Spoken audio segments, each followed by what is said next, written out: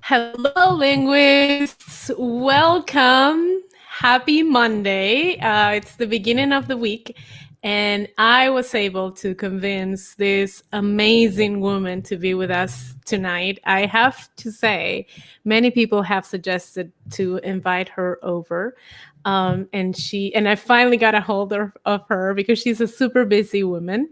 So tonight, sorry, with us is Miss Carmelina Cadena. Welcome, Carmelina. Thank you very much. Glad to be here.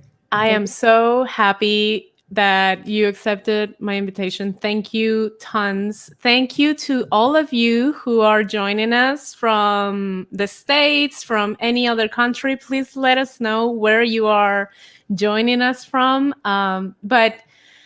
So yeah, as I was saying, our guest tonight, Carmelina, is someone that I have been following. I have been wanting to interview for a long time because what she does is something that I truly believe in. It's something that strikes a very deep nerve in my system because of my history. And I'm not going to share my history tonight because Carmelina is a star one day. And I'm planning to do it because I do want everyone to understand, I think, our point of view from what we were talking. But I'm going to go ahead and give a little bio about Carmelina. She is a Maya Acateco woman born in San Miguel Acatan, Huehuetenango, Guatemala. When she was 7 years old, Carmelina and her parents arrived to the United States, fleeing the war in Guatemala. They became migrant seasonal workers picking fruits and vegetables in the fields. Later, Carmelina graduated from high school, and then in 2002, she was discovered by Berlitz and became an interpreter for EOIR. Her life story has been featured on Spanish television network Univision's morning show Despierta América and CNN Español's program Camilo. She has interpreted from English into Spanish, Acateco, and help me out, Carmelina, is Juan Yopal. Canjobal. Okay. Thank you. For state and immigration courts, hospitals, and other government agencies in the USA and other countries. She is the founder of MayaInterpreters.com and Chaval GT, which is an online magazine written in various Mayan languages. So welcome, Thank you. Carmelina. Thank you very much. So first, tell us a little bit about your life these days. What's going on with you in this crazy year? Oh, wow. Well, this year caught me completely by surprise, like everyone else. And I'm not the only special person in this world. We had so many things that we wanted to do and launch this year. However, we've had to scale back and take it easy for a little bit because there's other needs that need to be covered, such as the continue to work and interpret for our communities, especially now. We were doing some hospital, in the past, but after everything started with COVID, it has been continuous. It has not stopped. We get calls all night, all day for hospitals, and that's what we're here for. We are helping, our main languages that we see that need the interpretation, is my language, Acateco, and Canjobal, and Quiche, and Mam. These are the languages that are really needing the services, especially during COVID. And but I mean, that's what we're doing. We're keeping up. We're working hard to stay open because it hasn't been easy. But we're here, and we're going to continue to be here. This is what strengthens everybody. Every interpreter or every business person that is either a independent contractor or every now and then you do some independent contracting. That this is what we always prepare for. Like, we always have a little savings that we put away for, and these are the times that's coming in handy. So that's what we've been doing, and just keeping working hard. We're not going to stop. We're going to keep working in for our communities. I love that you're not going to stop, because you can't. You have to keep going.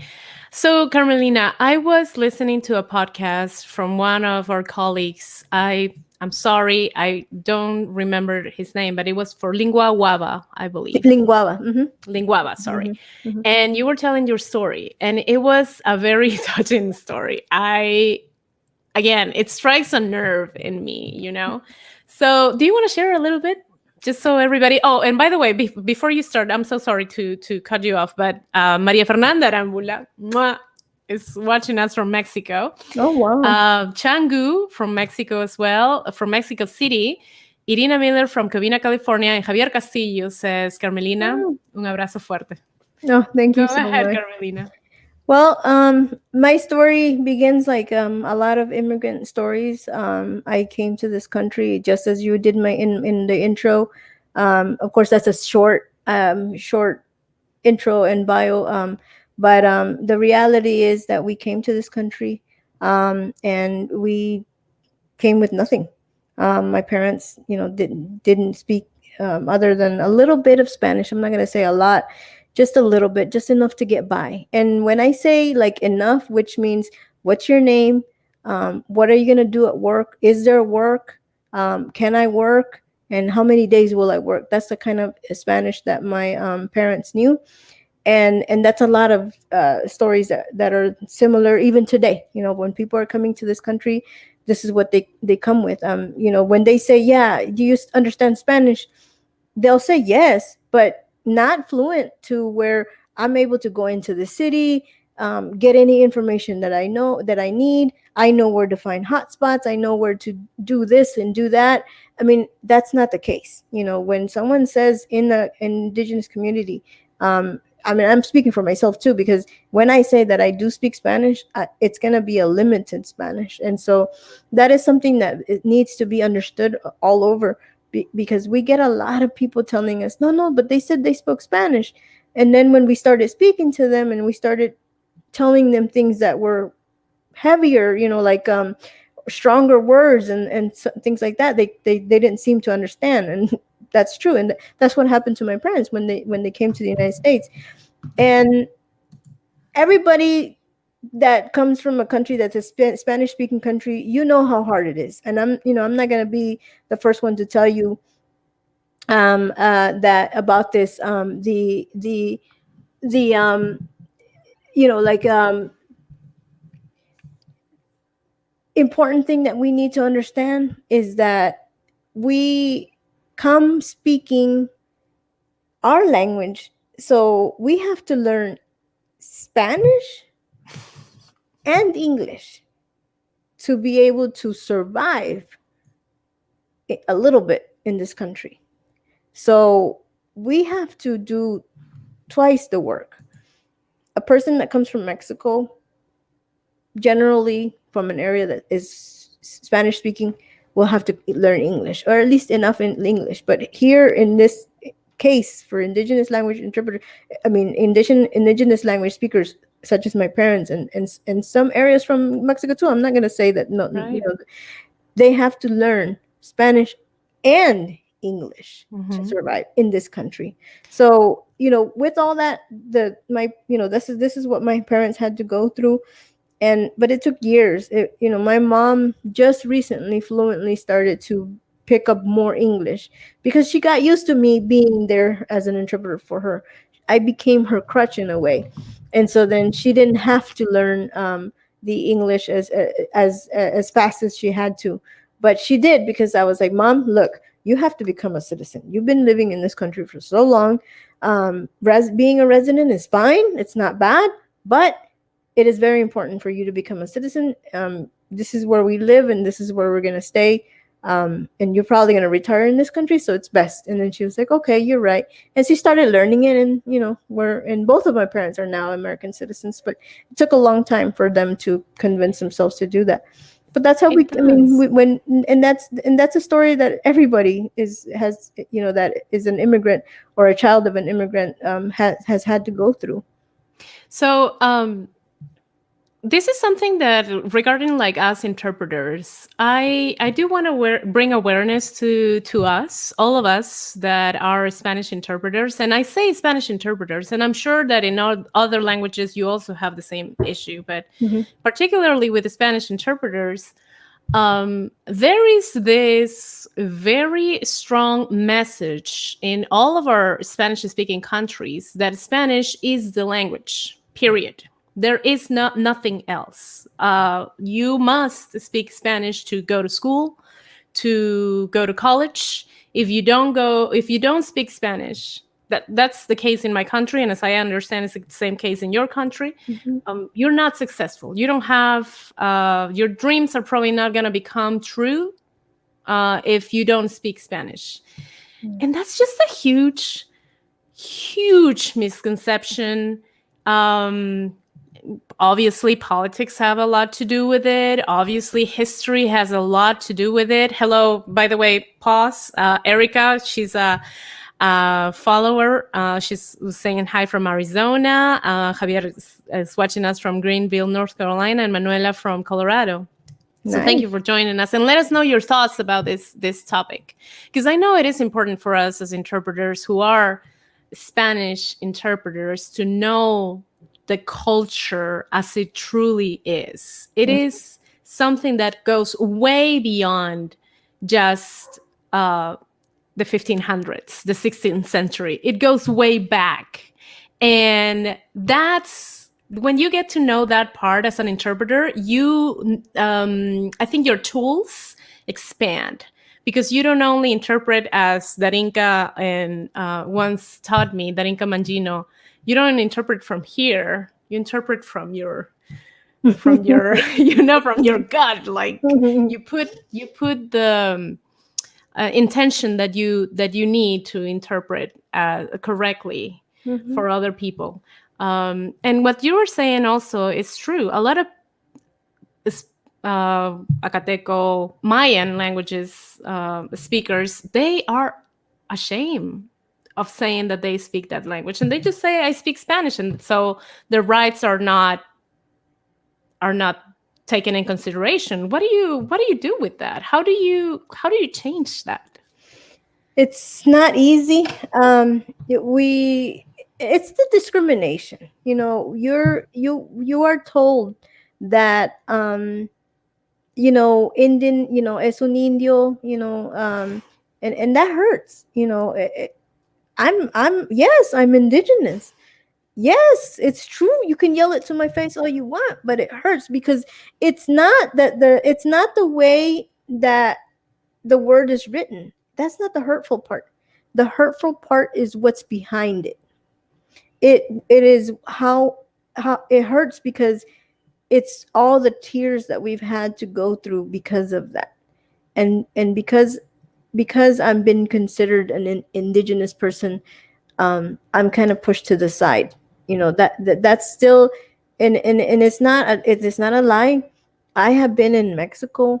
I have been in other countries, and I've seen it, and I felt it. I have been stopped in Latin American countries, and they questioned me, and in Mexico City too. I land in Mexico City. I had just left the Despierta America interview. I had just left it. I got out of the interview. I got on the plane and I went to Mexico City because I had to be there for an event. I got stopped. Where are you going? Where are you from? And I give them my passport. I have an American passport, and they open it. How'd you get this? Excuse me? I applied for it and I got it. I mean, I live in the United States. And then they just look at you because why? How many times have I not flown to Mexico City and that has never happened? But what the difference was, I was still in my wear, in the clothing that I'm wearing right now, in my clothing that comes from my community. I was still wearing that when I flew over there. So I was like, an outsider. Right. And so then Which is and crazy. I It is speak so Spanish crazy. and English and other languages. I could have spoken French to them and they would have been like, huh? But that's what hurts. Right. See, it's not the word. No, it's a word. It's a word. It's like saying the word stop. It's like saying the word go. I mean, it's 2 letters and stop is 4 letters. That doesn't mean anything until there's something that is behind it. Okay, to you and I as a little kid, a stop sign, it was just a big metal thing and it was right there on the road. But it wasn't until we knew and we understood what was behind it that we were like, oh, that's what the stop sign means. But that's what that's the hurtful part of when you're being told, you know, indio or Yeah. indígena. You know, it's the way that people yell it to you or tell it to you. Yeah, it's the connotation that it has, the whole load of history of slavery, because we were also slave. I mean, Yeah, yes, yeah. there is a whole lot of history behind that word. Hmm. And I think our job as interpreters, and I do want to, I'm probably going to say at the end, but I'm going to introduce it right now. I Hmm. want to commit to be this window of opportunity of every single indigenous language to promote the value that we deserve, because we deserve to be taken in consideration as a big culture. Yeah. We were just talking before we started the interviews that many people think that these cultures, I come from the Inca culture, very proud to be an Inca descendant, Maya descendant.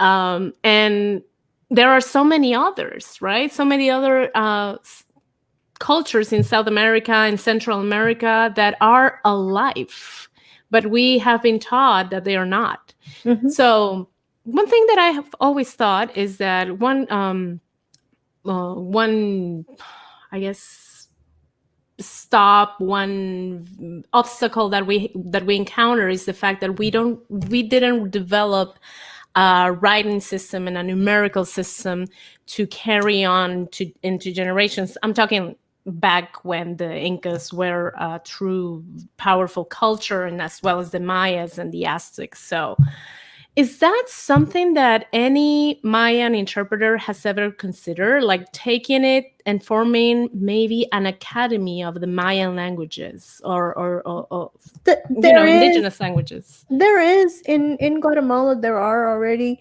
Hmm. The thing is that other systems get involved and then it just becomes very systematic and it's just Organic. it's not from the people. Hmm. See, Hmm. it's not like going to an abuelo and saying, okay, you know, tell me how this is or how was this. You know, there's so much information. When you go to an ancestor or somebody that is 90, 80 years old and you start talking to them, I've had those conversations. When I go back to San Miguel Acatan, I've sat with people that knew my grandfather. I've sat with them and I've spoken to them and they tell me all this history that nobody will ever know ever because nobody has taken the time to actually speak to them and ask them. There's a lot of history in our people, but unfortunately it's like there es un abuelo, es un señor, you know, like you know, they're discounted almost, like, and it's sad that that Right. happens, but that's one of the reasons. But our language, our Mayan language has always been, it's a glyph. So basically it's like it's a symbol, Yeah. okay? And for example, my you can write my name and if you give me permission, I'm Go gonna ahead, speak to my friends and please. I'll get you your name in a glyph so you can see what it looks like. And that's what it was. Our everything was symbols. So if you write an if you when you're typing and you put an emoji in there, give thanks to the Mayans because some way or another that idea comes from us. Great. That is, yes. Because it's because that in a way, you know, the way our language used to be, like for example, the number one is one dot, and the number two is two dots, and three and four, and then it's a line that means five, two lines is 10, and then so on. Okay.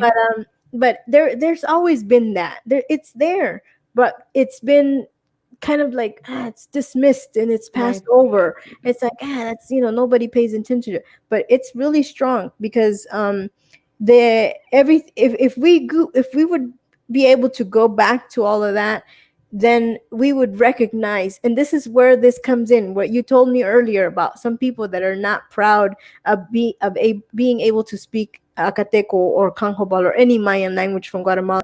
Why do they not feel like there should be pride in that? Because they don't look at that. They've never really learned their own Right. history.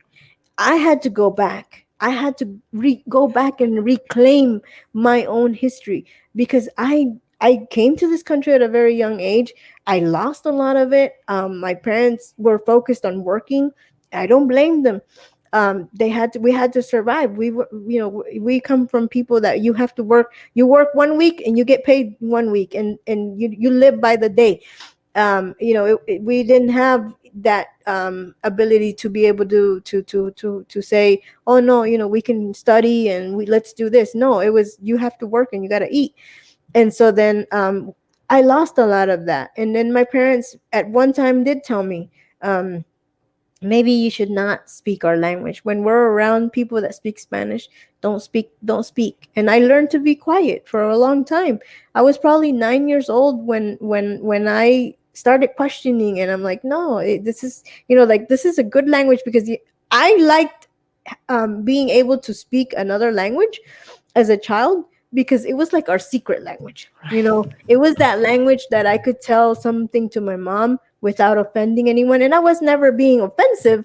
It was just basically, I was just trying to say something to her without being disrespectful to somebody. And like I said, it was never to be to offend anyone or anything, but I was able to at least say, help me, but in our language. And that's the issue, that young people nowadays, they start adopting other cultures, el reggaeton, and there's nothing wrong with it, Right. but you have one that is strong. You come from strong ancestors, you come from warriors, you come from so much. You need to be proud of that. That is life right there. There's people that don't know where they even come from. There's a root. Where your grandfather, your great grandmother, and where they come from. My grandparents had always been in San Miguel Acatan forever. Mm-hmm. I mean, my mom and I, from my mom's side of the family, we were the first ones to leave. Like, nobody had ever left. They would, my great grandfather would leave, and he would come into Mexico to sell things to the other, like the Tzotzil and all the other indigenous communities. He used to come in, but he would come in, sell whatever he needed to sell, and then go back to San Miguel Acatan. But that's it. Like, they were never migrant in a way to where they would leave and then come back. No, he would just leave, sell. He was a person that sold things like leather, or things that they needed for horses, because he was a big horseman. and Mm-hmm. um and so then like I said, he would travel into Mexico, but he never stayed. So he would just go back. But how did he do that? How did he know how to do all that? We traveled by the stars. Even my mom still knows. My mom's really good with that. My mom still can look up to the sky, and she knows, like, okay, this is what's gonna happen, this is where we need to go. It's amazing. And I'm like, Mom, but how did you learn that? Like, who taught you that? And she's like, I don't know, we just learned it when we were kids, because my parents would say, look up to the sky, you see that star right there, that's the star we're gonna follow. And that's knowledge that does not come from a book. Yeah, Does not. that's funny that you say that, because I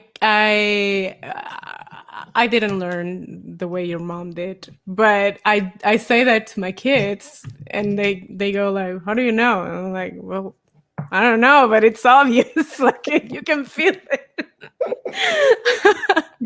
That's very funny that you say that, but yes, I mean, we have learned over and over again that to be able to go farther in life, you have to know your history.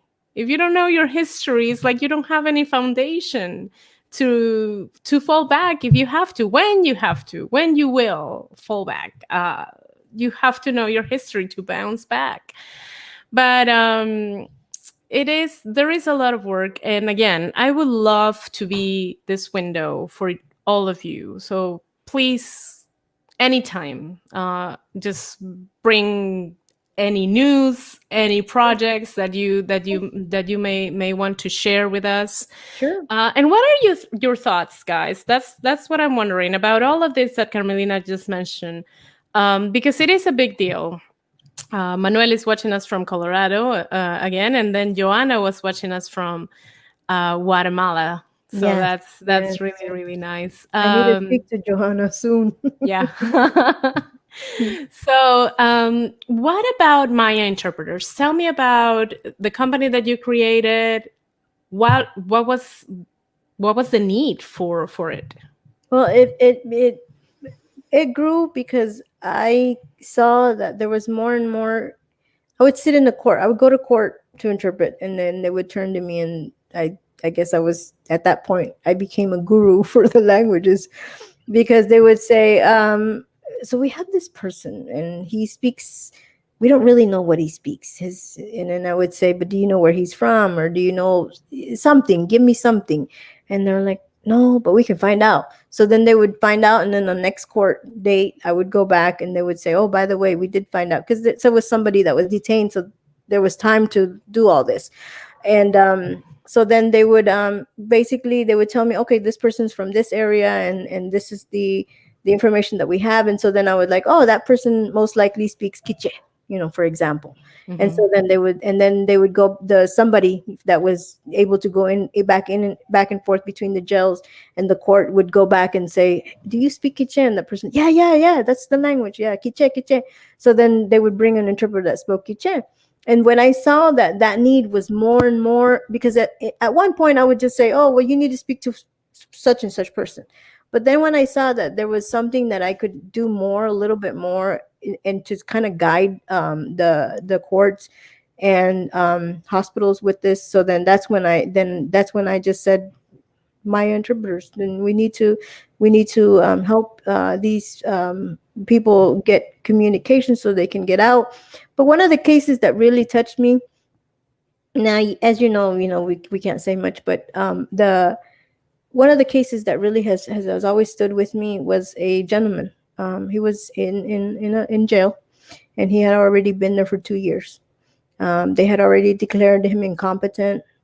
They had already declared him everything, and I mean, he was on the board of just almost losing his mind.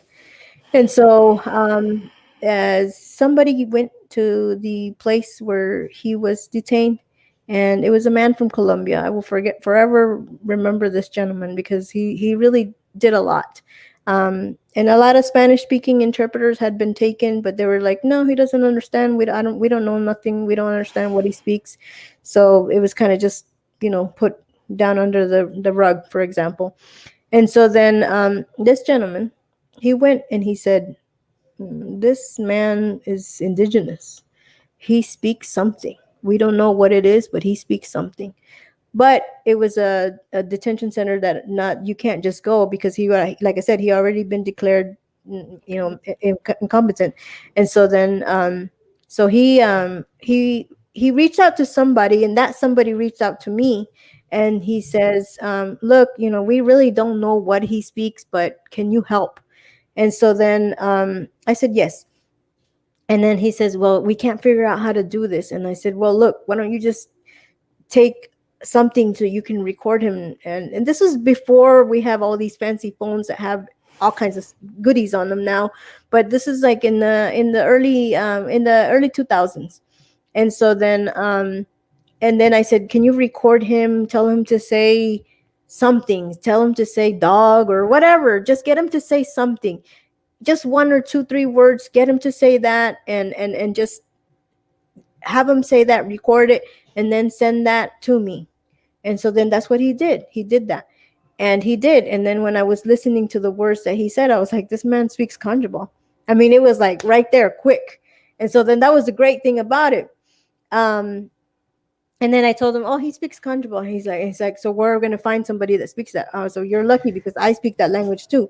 And he says, "Oh, really?" I said, "Yes." And he says, "Okay, well, let me talk to, all the supervisors and everybody, and let's get you here, and let's get this man, let's get him some education. I think that's the issue. I don't think it's that he's incompetent. He looks really smart.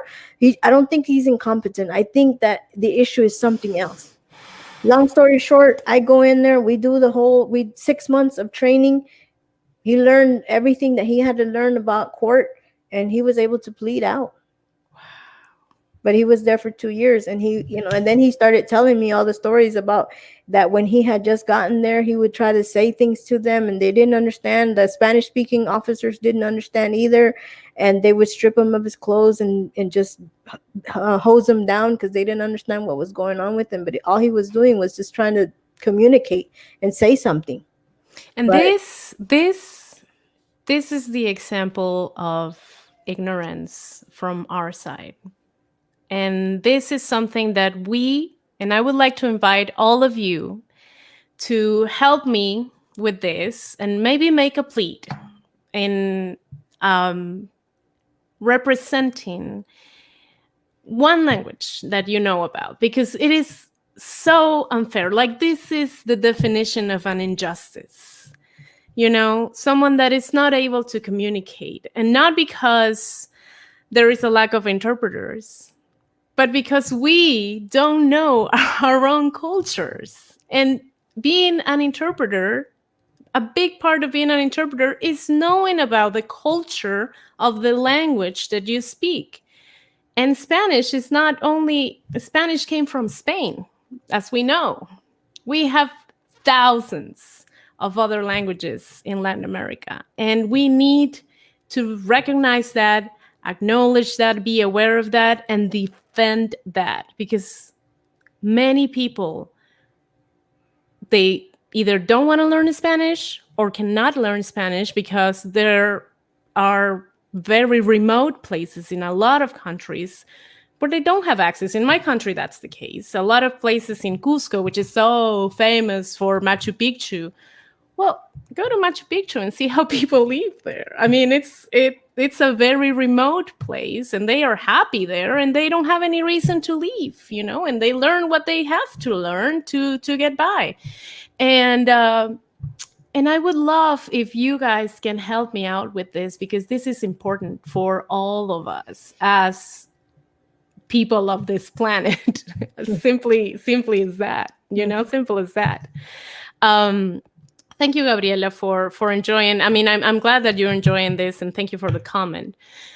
She says she's enjoying the talk a lot, the chat a lot. So, Carmelina, why don't we, because this was kind of like a little bit of a last minute kind of date that you and I had, but I would like to invite you to come next month whenever you have time, and join us again and tell us what's been happening with Mayan languages. Okay. If maybe you need another interpreter, Mayan interpreter, maybe, I don't know, someone from the Mapuche culture, or from the Aymaras, or because they get here as well, they come here as well. So we have the obligation of knowing all of this, and obviously people from Central America. So what do you think about that? Well, great. I mean, I'm here to help, and it's been quiet for me because I've been working. I've got many projects going. I mean, the magazine was my main focus. I worked on that magazine for 2 years before launching it. If you get a chance to visit us, follow us on Facebook. It's CHAB as in boy, ALGT, and that's on Facebook. It's a magazine that it came to me when I was flying around the United States for a long time as an interpreter for immigration courts, and I read this magazine on American Airlines. And so I was flying, and I opened the magazine, and it was in Portuguese, Spanish, and English, and I was like, this could be something good. We could do something like this in indigenous languages. But of course, at that point, it was just a dream. It was just an idea, and I put it in my little vault, and it stayed there. It stayed there for a long time. And I just said, how is it going now? Is it still? We're doing really good. We are. If you follow us on Facebook, you'll see what we do is we're focusing on people and in Guatemala, and we talk about their success and how what they're doing with their lives, and how they're using what resources that they have in order to be successful within their own country. And some of them are outside of their country. We have some people that are outside of the country, but they come from Guatemala and they came to the United States. One of them is an actor. He's Dionisio Verbes. He's a conjugal man, and he became an actor in Hollywood. He comes out on Westworld, and he's been in other movies, but that was the most one that I always remember. And but so we there are other success stories in Guatemala, and I wanted to focus on that. But the main reason that I wanted to do it is that I wanted that young person that we spoke about earlier, that is a little ashamed, and I'm going to say a little because we're not all the time ashamed, right? Mm-hmm. But is a little ashamed and saying, well, why am I going to speak my language? It's not written, it's not popular, it's not famous. Well, that's what I want to do with the magazine. I want them to say, they open a magazine and they see that their language is written. The magazine has been written. We've been focusing on 3 languages at a time. We've had it in Acateco, Canjobal, Quiche, all these languages, but in different issues. We wanted to launch it that way so that people kind of got an idea, but then now we're going to start focusing on certain languages, and just so people really see that, oh wow, they are written. So yeah, they're written. Our languages are written. And we want that young person to look at it and say, wow, look, there's a magazine, an indigenous woman founded it, and indigenous people are writing it. So wow, it is possible. So that's the reason I poured myself into it. And then I took advantage of the time with downtime as an interpreter with COVID and everything, because I did have some downtime. And so then I was like, you know what, I'm going to focus on it. And so then we launched it in June, and we've had an issue coming out every month since.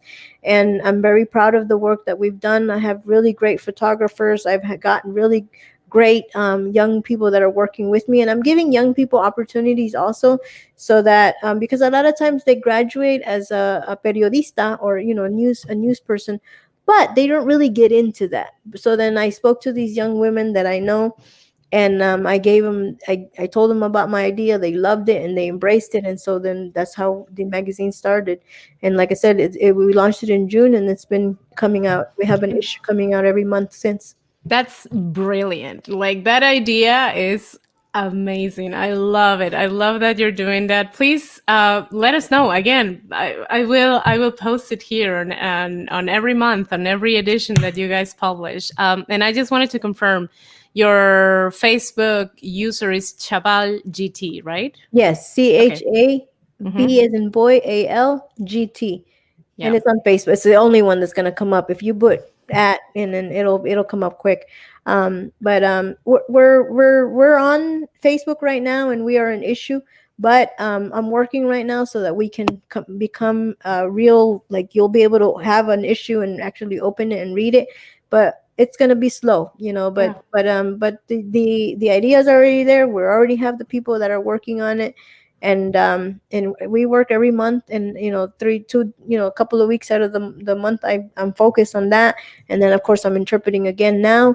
But that's how I stay busy, and that's what I do. And that's something that I really wanted. Like I said, I want those young people, and not only the young, I want everybody that can open go to Facebook and see, wow, like this is how this sounds, or this is what this word looks like. Because on one side you'll see it in Spanish, on the other side and in that language, and it'll tell you what language it's in. Perfect. Perfect. Yeah. I like that. And I mean, it helped us get educated, because I need to get educated at that. I was victim of that whole system, unfortunately, and I want to fix that. I have to fix that, and I'm working on fixing it. So, Mhm. as you said, small steps but firm steps at the Yeah, same time. I mean, work every day, and a little bit. Like I said, this magazine, it took me, to be honest with you, the idea was probably 2007 when I got the idea and put it in my little vault. And then 2 years before, 2017, I started thinking about it and thinking about it and thinking about it. But then I was like, no, I'm going to put it to the side for now because I had a lot of work. I had a lot of things that I was working on also. But then during like 2 years now in 2018 and 2019, I was like, you know what, we got to make this possible. And it's Mhm. not easy. I mean, you have the idea, but it's not just like you just throw it out there. Right. You have to have the right people to work with you. You have to have the right team. And that's what took most of the time, to find the people that I could give it to, hand my baby over and let them work on it. That's the difficult part, because there's a lot of people out there, but not everybody has the same mentality and idea that they want to run with it, like you want to speak about it. Hey, what a perfect opportunity the pandemic gave you, though. Right? So there's things that sometimes you can sit there and say, you know what, I can't go out, I can't do this, and that's the opportunity. I mean, there's you just have to. I This is not the first time that I've been shut in. I mean, I was when we were running from the guerrilla, when we were running from the Guatemalan soldiers, my mom and I, we would run under rocks, and we would stay under that rock for 2-3 days. I always tell this story whenever I do my presentations for universities.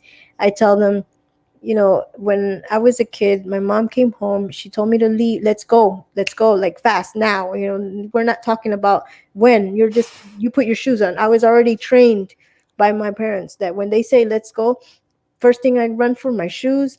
I grabbed my little bag, and we took some dry tortillas, and my mom took a thermos with coffee, and we went under this. We hid under this rock, and we were under that rock for 3 days, because the soldiers were running around shooting and just killing anyone that came in their way. And so then, in order for me and my mom to save our lives, we did that. And so it's not the first time that I've had to hide, sort of, keep myself safe. It's not the first time. I've been doing this since I was 4 years old. And so, COVID or no COVID, here I am. You have the hero soul. That's what you are. Carmelina, what is your mission? My mission in life is just what I'm doing now. Talking about our languages, and the best thing that I can gift, or use myself as, is that I can leave for everyone, is information regarding my culture, my heritage, and because there's a lot of indigenous people out there, but not a lot of them are open enough to come out and say, okay, yeah, this is what we do, this is what happens, this is, I wish we had, you know a whole year, because I think we wouldn't finish, even if I started speaking about Yeah. everything about the culture. We wouldn't be finished, because it's just on and on and on. But that's what I want. I just want to shine a light on the indigenous languages, on the culture. I want that doctor that went to school for 10, 15 years.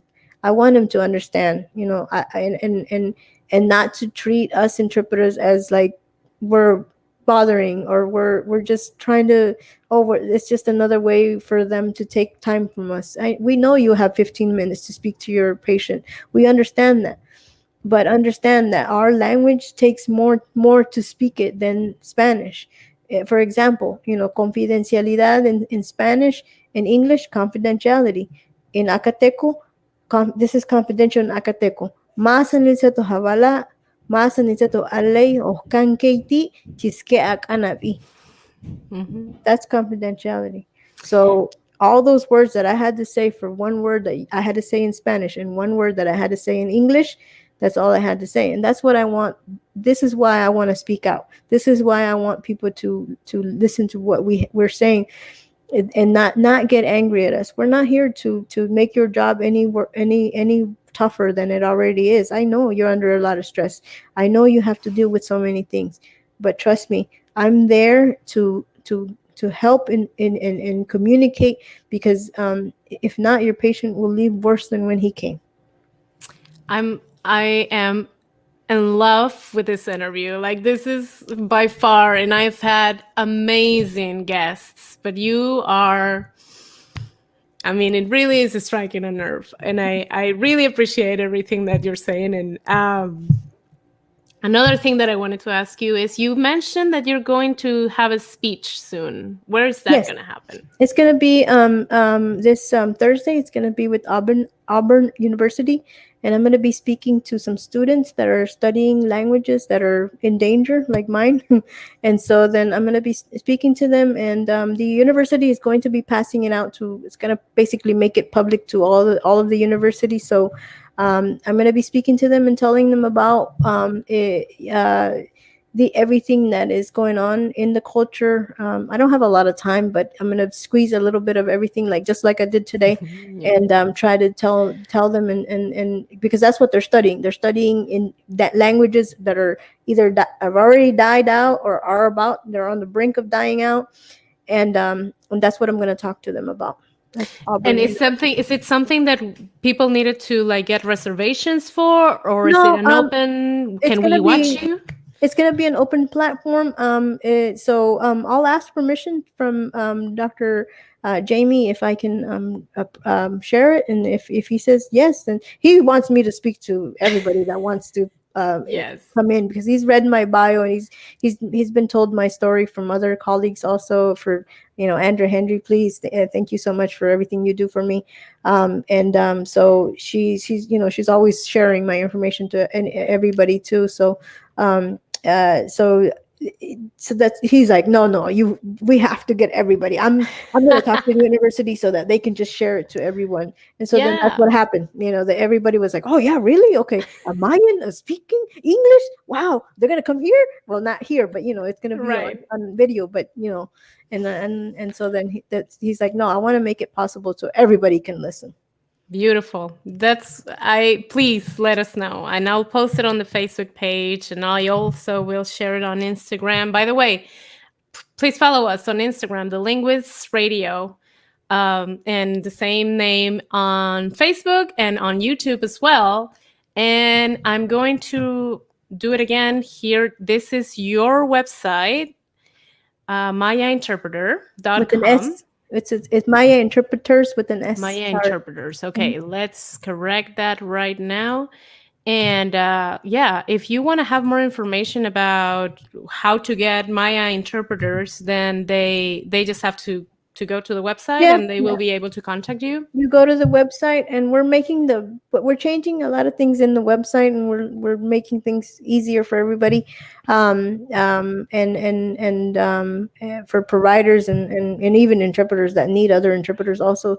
Just to myinterpreters.com, we have a place where you can send us an email on there, and we get it the next morning. There's always someone that'll read it the next morning, and then be able to answer you as soon as possible. But other than that, that's where you can find us, and you can find us on Facebook also, Mm-hmm. at Maya Interpreters, and let's see, and then the magazine. The magazine is on Facebook and Instagram, so it's CHAB as in boy ALGT, Uh-huh. and that's Instagram and Facebook. Okay, perfect. Yeah, that's how you can contact and Instagram. That's how you can contact Carmelina and her team. You're not gonna regret it because Thank you. she's a native speaker, and also she has all the intention that it takes to communicate the message as we have to.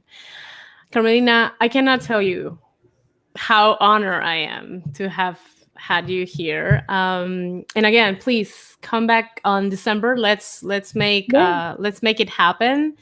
And thank you everyone who has joined us tonight. Um, as always, please follow us, post your questions. Let me know if you want to know anything specifically about Carmelina.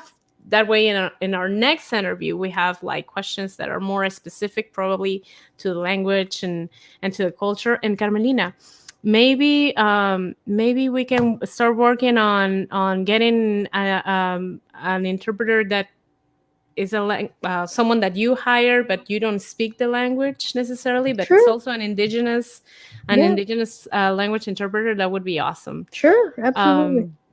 I don't know if you want to say something else before we close. I would just like to greet everyone in my own language so that they kind of get an idea of what it sounds like. Everybody enjoys that also.